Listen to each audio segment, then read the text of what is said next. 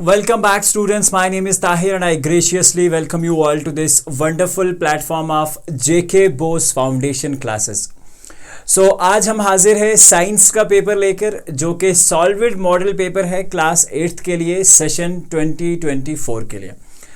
इस पेपर में हम बेसिकली डिस्कस करेंगे पेपर में किस प्रकार के क्वेश्चंस पूछे गए हैं और ये जो मॉडल पेपर है JK SCERT की आपको वेबसाइट के ऊपर भी मिल जाएगा.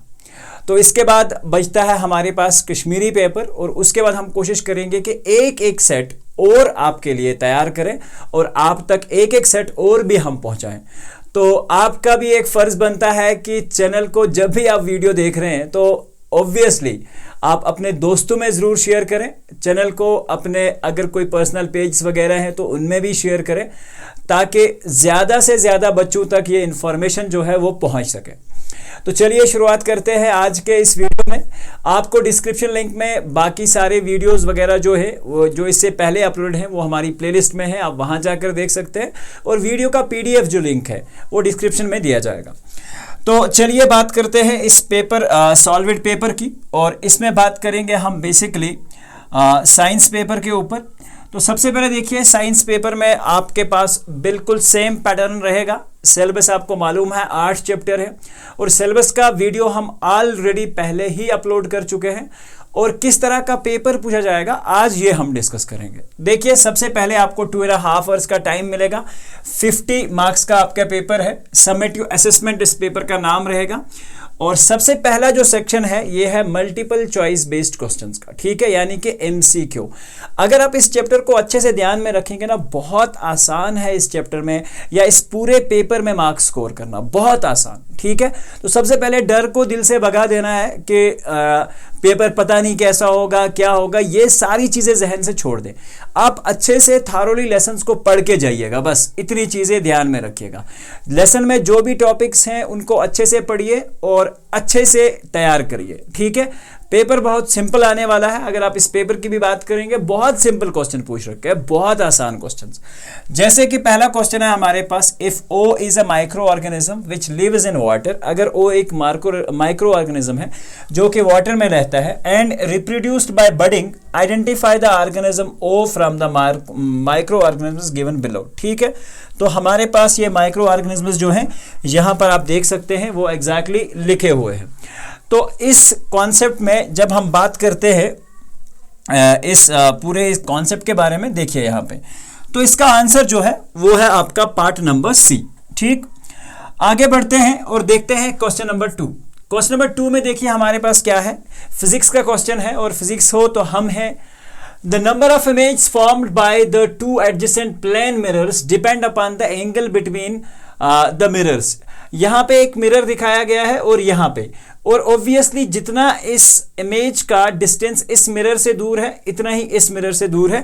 तो आपको इस सिचुएशन में बताना है कि कितने नंबर ऑफ इमेजेस जो हैं वो बन सकते हैं. देखिए हम एक काम करते हैं, सबसे पहले आप ध्यान में रखिएगा, इसके लिए आप नंबर ऑफ इमेज के लिए एक फार्मूला आप अपना याद रखिए कि 360 divided by theta and minus of 1.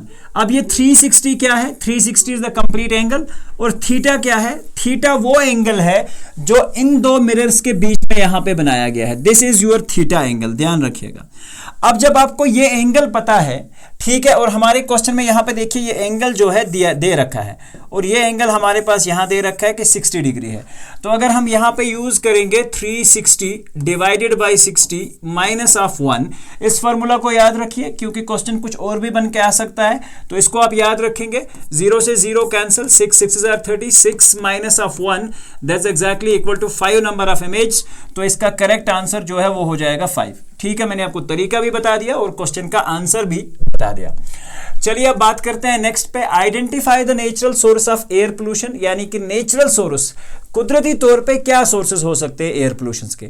हमें पता है हो सकता है हमारे पेपर में मेन मेड सोर्सेज आ जाए, ठीक है. तो इंसान तो ऑब्वियसली इंसान के तरह से स्मोक, फैक्ट्रीज, ये तो सारे मेन मेड सोर्सेज हैं, ठीक है. Coal fired power station and all that, automobile exhaust जो भी हैं, गाड़ियों से धुआं जो निकलता है.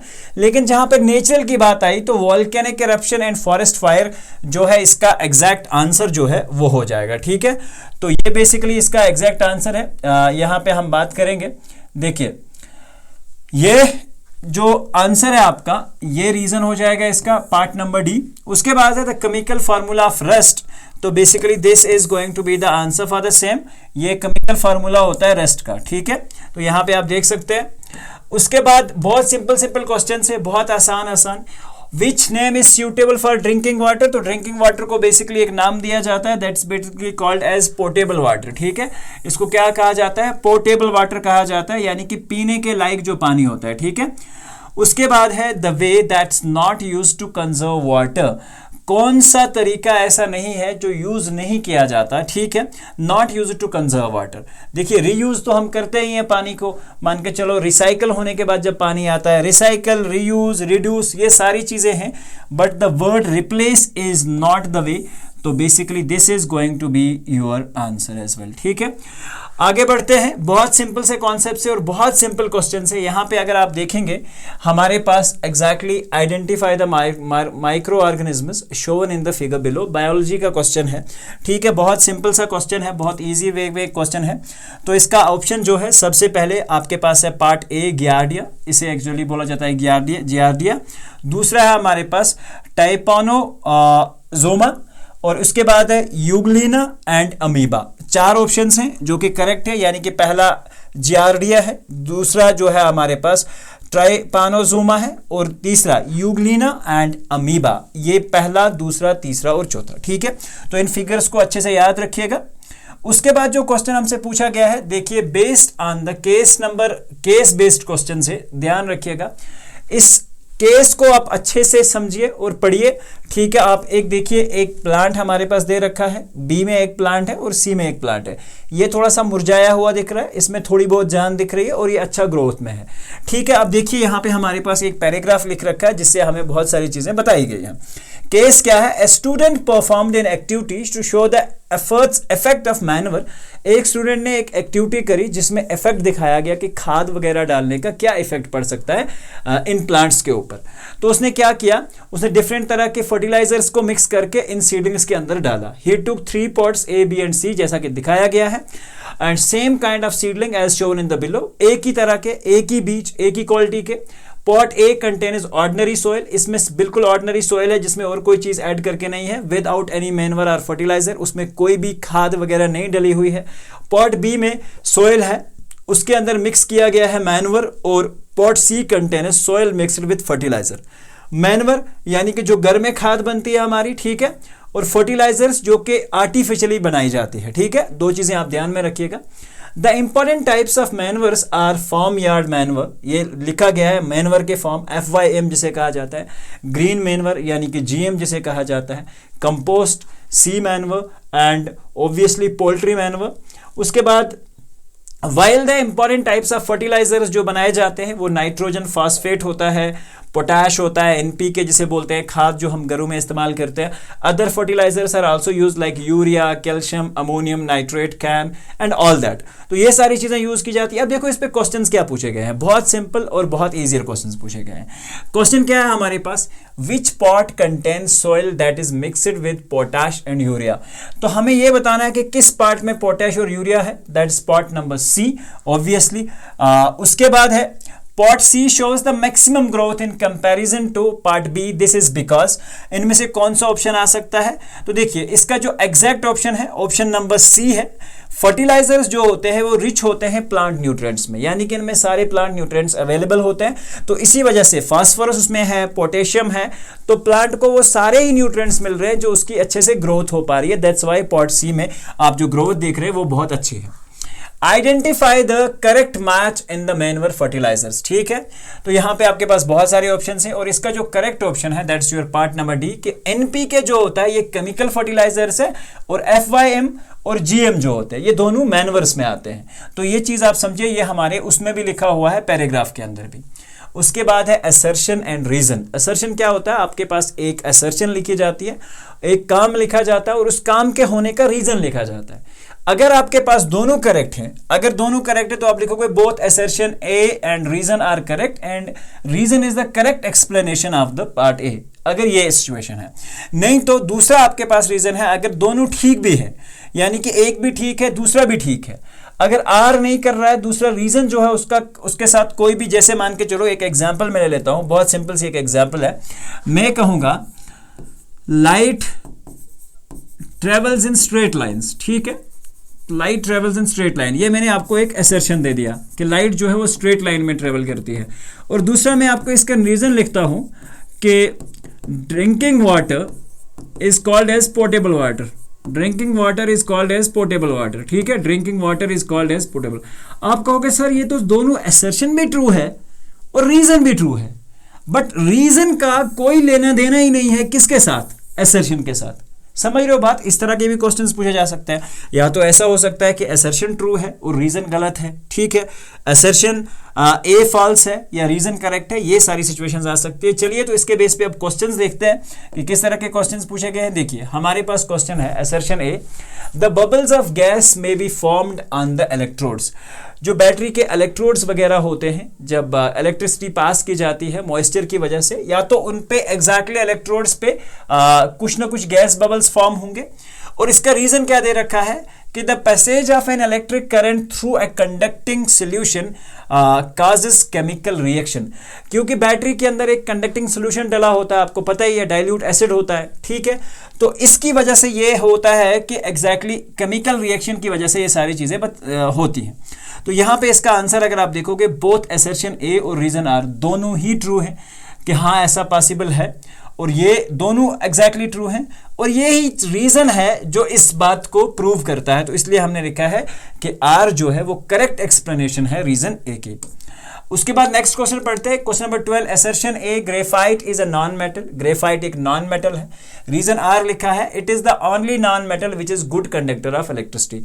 तो इसमें अगर आप देखोगे both assertion A and reason are true, but reason is not the correct explanation of A. Graphite is a non metal, और दूसरा लिखा हुआ है it is the only non metal which is good conductor of electricity. बहुत सारे और भी metals हैं जो गुड कंडक्टर ऑफ इलेक्ट्रिसिटी है, यही तो नहीं है। तो बेसिकली इसका मतलब ये नहीं हुआ कि इसकी वजह से ये एक्सप्लेन हो रहा है। तो that's why we can say that कि आपका जो रीजन आर है वो करेक्ट एक्सप्लेनेशन नहीं है ए की।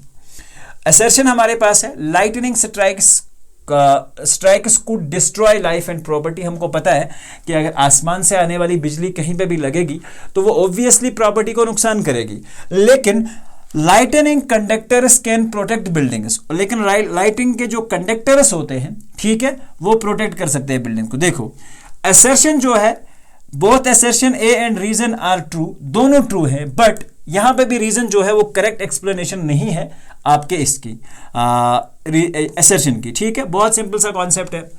Very short answer type question आपके सेक्शन नंबर बी में स्टार्ट होते हैं। 6 × 2 तो मल्टीप्लाइड बाय 12, यानी कि टोटल 12 मार्क्स है, दो क्वेश्चन का 1 मार्क्स है।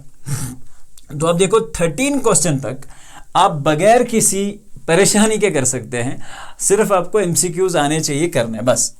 उसके बाद देखिए आप शॉर्ट आंसर टाइप में पहला क्वेश्चन है, student A has to push a lighter box and student B has to push the similar heavier box, ठीक है।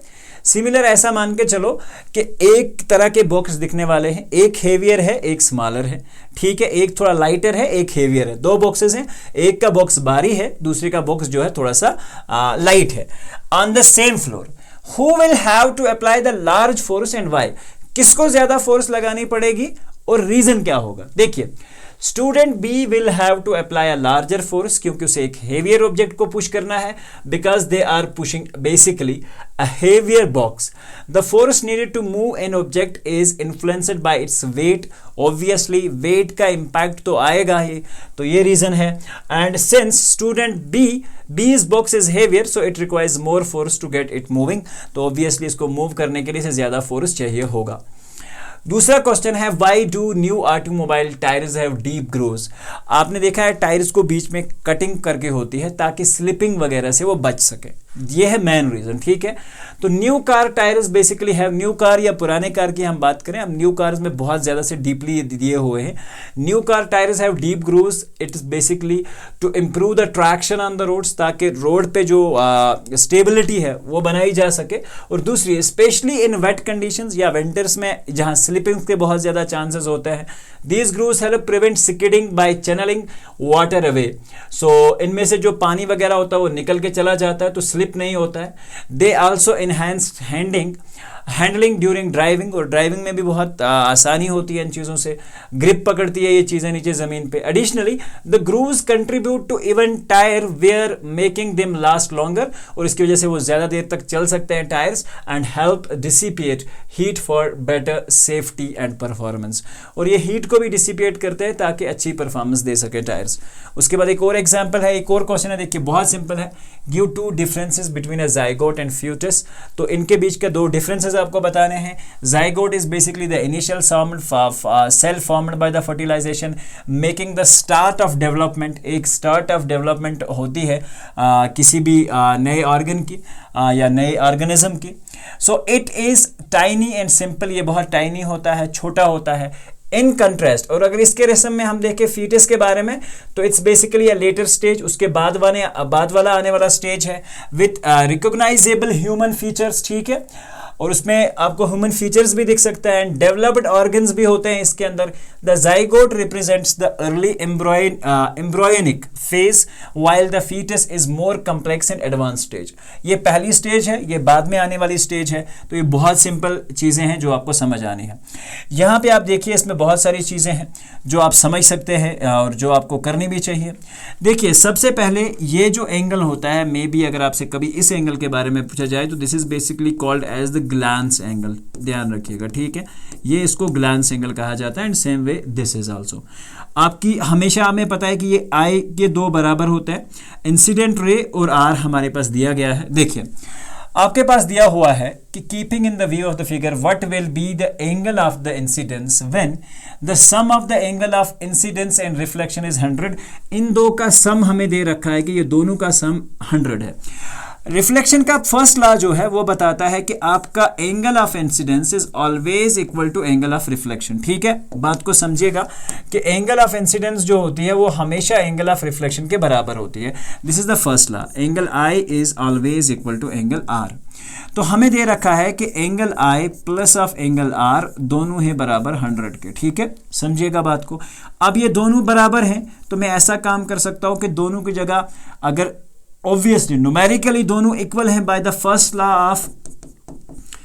ऑफ रिफ्लेक्शन, ठीक है, तो ये क्या कहता है कि एंगल आई आर के बराबर होती है। तो आई को भी मान लेते हैं x और आर को भी मान लेते हैं x प्लस एक्स इज 100, तो 2x इज इक्वल टू 100।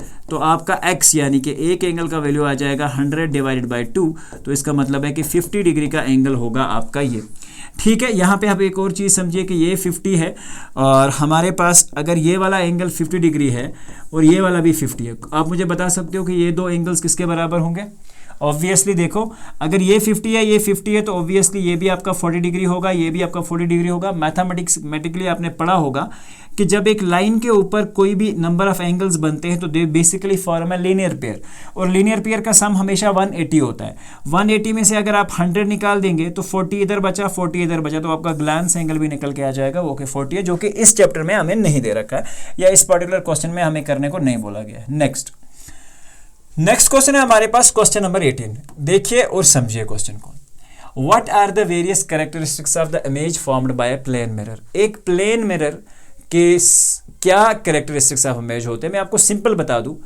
जब भी हम एक प्लेन मिरर के सामने होते हैं, ठीक है, तो ऑब्वियसली एक चीज़ है कि जितनी हमारी इमेज से दूरी होती है या जितनी हमारी मिरर से दूरी होती है इतना ही हमें अपना शेप या अपना फिगर भी मिरर से दूर दिखता है। आप अपने घर के सामने मिरर के सामने खड़े हो जाएंगे और आप देखेंगे जितना आप मिरर से दूर रख रहे हैं आपको अपनी पिक्चर भी मिरर में इतनी दूर दिख रही होगी। तो एक कैरेक्टर तो ये हुआ कि image distance and the object distance is always equal.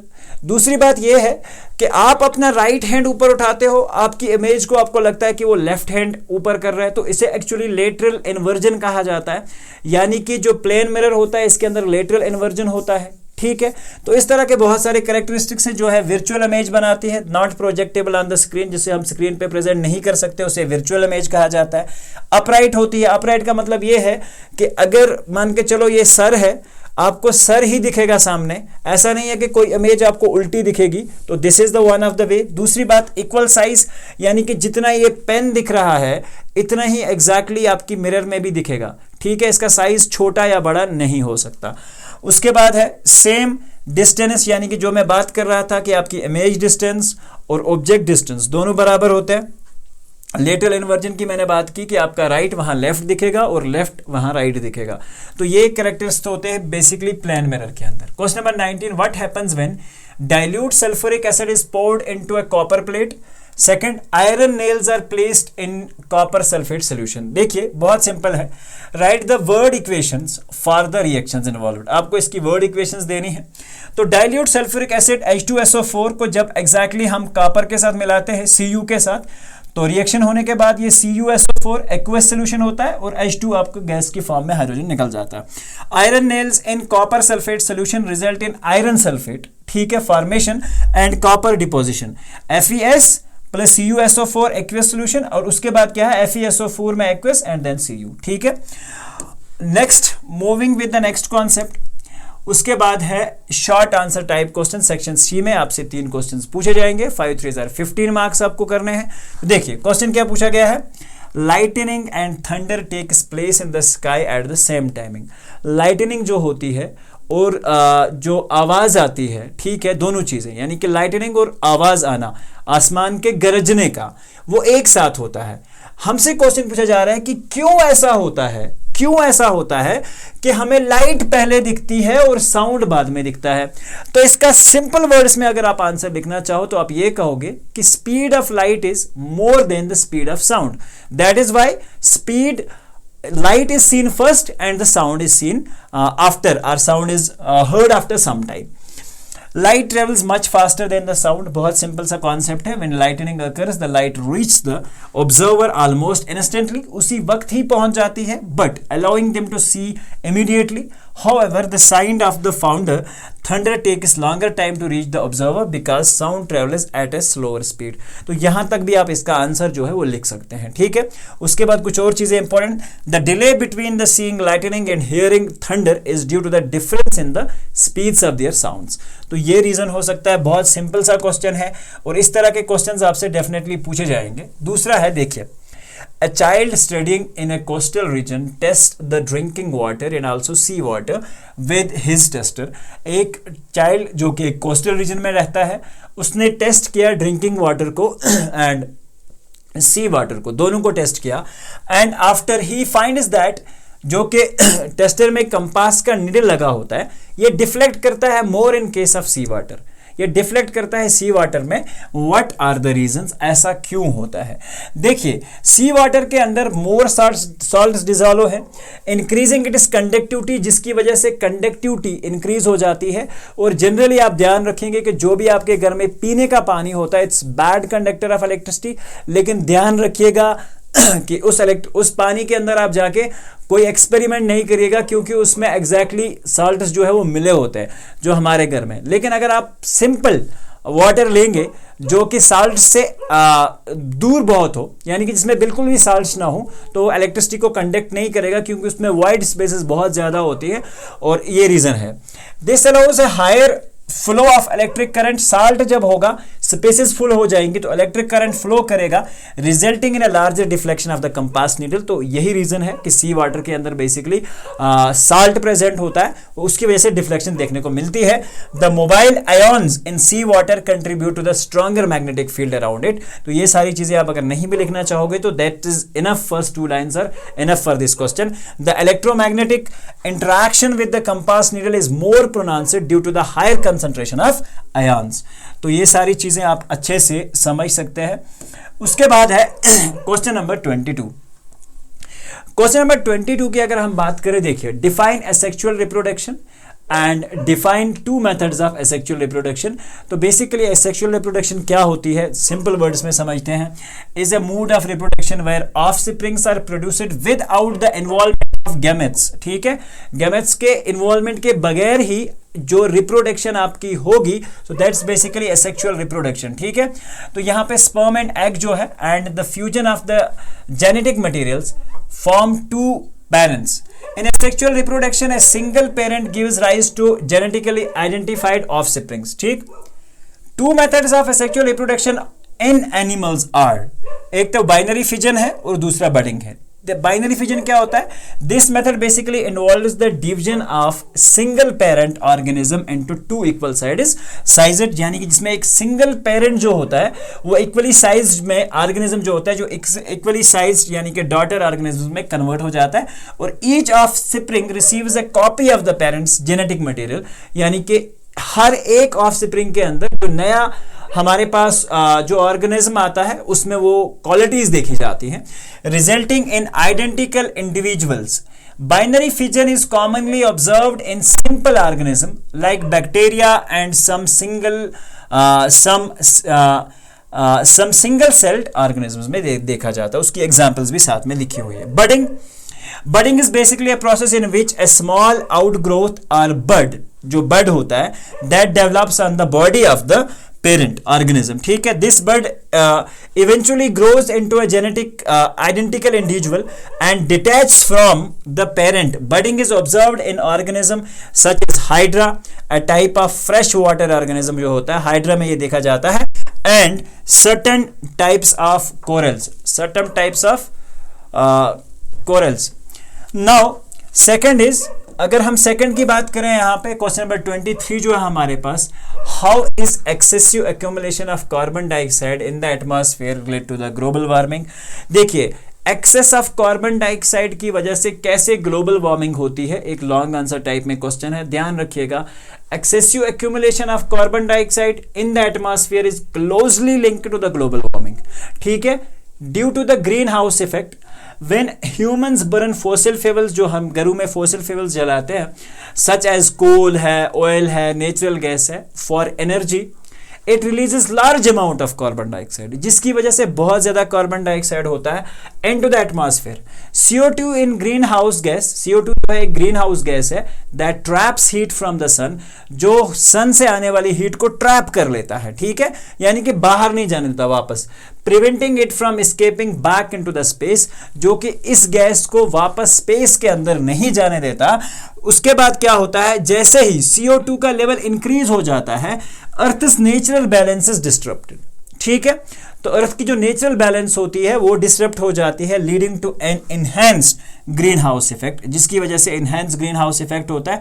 The trapped heat causes rise in the global temperatures, और इसकी वजह से ग्लोबल टेम्परेचर में बहुत सारा राइज देखने को मिलता है.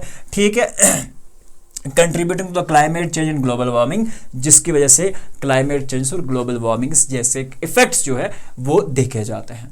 ठीक है, अब देखते हैं question number 24. What are antibiotics and what precautions must be taken while taking antibodies. ठीक है, तो सबसे इंपॉर्टेंट चीज कॉन्सेप्ट समझिए, एंटीबायोटिक्स क्या होते हैं. एंटीबायोटिक्स या antibodies are basically medications used to treat bacterial infections. ये वो मेडिसिन्स है जो बैक्टीरिया के थ्रू होने वाले इन्फेक्शंस को ट्रीट करने के लिए इस्तेमाल किए जाते हैं. प्रिकॉशंस क्या लेने चाहिए जब भी हम एग्जैक्टली कोई एंटीबायोटिक ले रहे हैं, तो उसमें हमें इन चीजों का ख्याल रखना चाहिए. Include the following prescribed dosage. देखिए, अगर हमारे पास डॉक्टर ने एडवाइस करा है कि आप एक टैबलेट खाएंगे, ठीक है, दिन में, तो आपको वही एक टैबलेट खानी है. ऑब्वियसली जब भी आप कोई भी एंटीबायोटिक्स ले रहे हैं या एंटीबॉडीज ले रहे हैं, तो प्रिस्क्रिप्शन जो होती है डॉक्टर की उसको फॉलो करना चाहिए. नहीं तो खुद ही हम मेडिकेट के पास चले जाते हैं, वहां से कोई भी PCM वगैरह खरीद के ले आते हैं.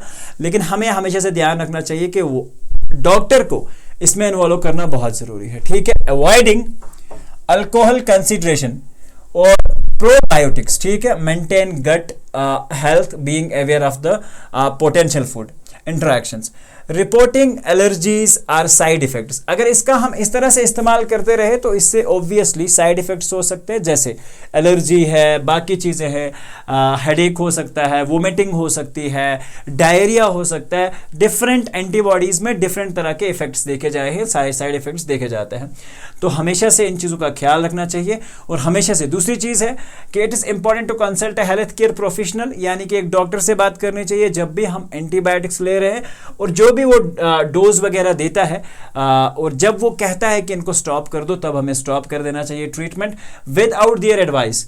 हमें खुद से लेना नहीं चाहिए और खुद से रोकना भी नहीं चाहिए, ठीक है। दूसरी बात, these precautions promote effective antibiotics use to reduce the risk of antibiotic resistance. तो ऑब्वियसली सबसे इंपॉर्टेंट चीज है कि एंटीबायोटिक्स खाने से रेजिस्टेंस कम हो जाती है और आपके पास कुव्वत बर्दाश्त, जिसे हम उर्दू में बोलते हैं, वो कम हो जाता है। तो ये एक रीजन भी है। तो एंटीबायोटिक्स जब भी ले, बड़े ध्यान से ले, डॉक्टर की प्रिस्क्रिप्शन से ले, जितना उसने कहा है कि वो एग्जैक्टली हमारे पास वो सारी चीजें जरूरी है लेने के लिए। उसके बाद जो क्वेश्चन है हमारे पास लॉन्ग आंसर टाइप क्वेश्चंस में एग्जैक्टली जो क्वेश्चंस आते हैं, make sketch of animal cell and plant cell, state two differences between them, और इनके बीच के दो डिफरेंसेस भी आप बताएंगे। देखिए, two differences between animal and plant cell क्या होते हैं? Animal cells do not have a cell wall, animal cell में सेल वॉल नहीं होता। while plant cells have a rigid cell wall made of cellulose and that surrounds the cell membrane। तो ये एक example, एक डिफरेंस हो गई। दूसरी डिफरेंस क्या है? Plant cells chloroplast, plant cells के अंदर क्लोरोफिल होता है या क्लोरोप्लास्ट हम क्या अवेलेबल होता है, जो कि हेल्प करता है with the help of photosynthesis या फूड बनाने के लिए हेल्प करता है। बट वाइल एनिमल सेल्स में ये सारी चीजें नहीं होती, they don't have any chloroplast and rely on cellular respirations to produce energy. तो वो ऑब्वियसली सेल्यूलर रेस्पिरेशन पे डिपेंड करते हैं एनर्जी प्रोड्यूस करने के लिए। यहाँ पे आप देख सकते हैं, आपके पास एक एनिमल सेल का एक डायग्राम बनाया हुआ है और दूसरा आपके पास प्लांट सेल का एक डायग्राम बनाया हुआ। आप एग्जाम में पेंसिल के थ्रू इसका एक रफ डायग्राम जो है वो बना सकते हैं और उसमें से कुछ चीज़ें जैसे साइटोप्लाज्म हो गया, माइटोकॉन्ड्रिया हो गया, वैक्यूल हो गया, तो इन सारी चीज़ों को, या गोल्गी एपरेट्स यहाँ पे दिखाए गए हैं वो है, न्यूक्लियर एनवेलप है, इस तरह की चीज़ें आप 2-4 पॉइंट्स इर्द गिर्द लिख सकते हैं, तो आपको मार्क्स जो है वो अच्छे से दिए जाएंगे। और यहाँ पे एनिमल सेल भी है, इसी तरह से आप एनिमल सेल का भी एक स्केच अपने पास जरूर रखेंगे क्योंकि ये एग्जाम में आता रहता है। उसके बाद cells are basic structural unit of life organism, explain. Cell chapter में से क्वेश्चन है, बहुत ही सिंपल सा क्वेश्चन है। Cells are likely tiny building blocks that make up the living things, जहाँ से शुरुआत होती है बहुत tiny building blocks. They work together to form tissues, ये साथ में काम करते हैं ताकि टिश्यूज बनाए जाएं। Organs and systematic in our bodies. Inside cells important activities happen, इनके अंदर ही इंपॉर्टेंट एक्टिविटीज होती है जो हमें अलाइव रखने में काम आती है, like eating, growing. Cells have the instructions for how living things should be passed down from parents to the babies. Even though cells are small, they play a big role in making sure living things can do all the living things they need to do to survive and grow. Survival के लिए और growth के लिए ये सारी चीज़ें बहुत ही ज़्यादा important है, ठीक है। तो यहाँ पे एक और क्वेश्चन है, Harshit student of class 8th is observing certain changes in his body। अगर आप ध्यान रखेंगे, जब हम 8th क्लास में पहुंच रहे हैं तो हम कुछ ना कुछ चीज़ें अपनी बॉडी में चेंज देखते हैं इन हिज बॉडी। लाइक जिस तरह से हॉर्न्स हो जाता है उसके अंदर, एंड वॉइस, उसकी वॉइस थोड़ी सी मोटी हो रही है। He also observe that these changes are taking place in his classmates who are boys and these changes are different from his classmates who are girls. और गर्ल्स के अंदर ये चेंजेस डिफरेंट हैं, बॉयज़ के अंदर ये चेंजेस डिफरेंट हैं। These changes make the onset of a certain stage. What this stage is called and explain the changes associated with it. इस stage को basically क्या कहा जाता है? जब जाके actually हम puberty को complete करते हैं और उसके बाद अगर हम बात करें तो इसमें क्या क्या changes देखने को मिलते हैं। सबसे पहले Harshit and his male classmates are going through a stage called puberty, इसे प्यूबर्टी कहा जाता है। This is when their body start changing to become more like adults, जब बॉडीज एडल्ट्स में पहुंचने लगती है। Harshit might notes his voice getting heavier या डीपर जिसे हम कह सकते हैं, और उनकी वॉइस जो है मोटी होने लगती है। उसके फ्रेंड्स के अंदर भी ये सारी चीज़ें हैं, या फेशियल हेयर, दाढ़ी आना स्टार्ट हो जाती है, मूंछ आना स्टार्ट हो जाती है, इस तरह से पब्लिक हेयर आना स्टार्ट हो जाता है, ठीक है। तो ये सारी चीज़ें हैं। The Adam's apple in their थ्रॉट्स might become more noticeable, यहाँ पे एडम्स एप्पल जो होता है वो बाहर निकल के आ जाता है और दिखने लगता है। And they might develop more muscles as well, उनके मसल्स बढ़ जाते हैं। These are the reasons. All these changes happen because of special hormones that their body start making during the puberty. तो प्यूबर्टी के पीरियड के अंदर जो body हमारी जनरेट करती है कुछ स्पेशल हार्मोन्स, उसकी वजह से ये सारी चेंजेस देखने को मिलती है। लिए इट्स नॉर्मल, ये बहुत नॉर्मल है, इसके लिए डॉक्टर के पास जाने की ज़रूरत नहीं है। तो this is a very normal thing and it's normal and natural part of growing up, और ग्रोइंग अप का बहुत नेचुरल ही पार्ट है। Girls will also grow through the puberty but their changes are different. Girls में भी ये सारी changes होती हैं और उनकी चेंजेस थोड़ी सी हमसे डिफरेंट होती हैं। Duhan observes his grandmother scolding his aunt every day.